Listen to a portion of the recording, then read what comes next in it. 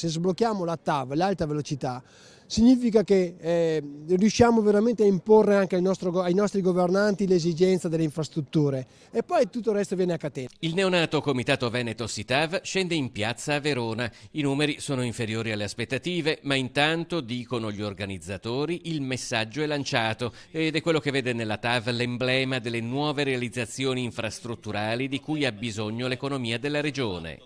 La TAV è il paradigma di un'Italia che vuol crescere contro chi invece predica la decrescita o l'assistenzialismo del reddito di cittadinanza. Mino Giachino è stato tra gli organizzatori della manifestazione che a Torino ha portato in piazza 40.000 persone, un movimento che si vorrebbe ricreare anche in Veneto, dove l'attenzione è puntata sulla Pedemontana, il Mose e la tratta ferroviaria Verona-Brennero. Se non c'è sviluppo non si combatte nemmeno la povertà.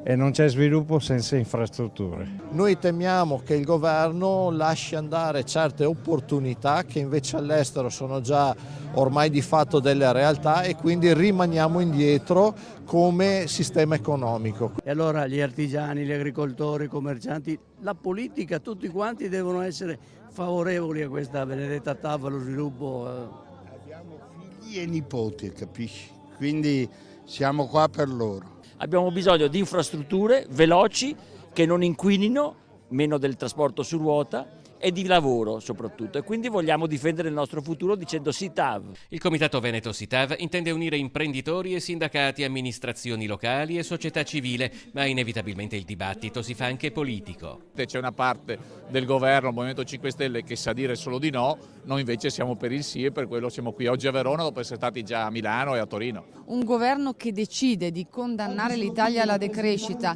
destinando agli investimenti, alle infrastrutture solo lo 0,2% del PIL, è un governo che non si rende conto che la manovra è sbagliata. Polemiche politiche dalle quali si sgancia il sindaco di Verona Federico Sboarina, che però condivide i motivi della manifestazione. Non ne faccio una distinzione politica di governo, io dico che queste infrastrutture sono fondamentali per il nostro territorio e questo noi chiediamo per i nostri cittadini e per le nostre imprese.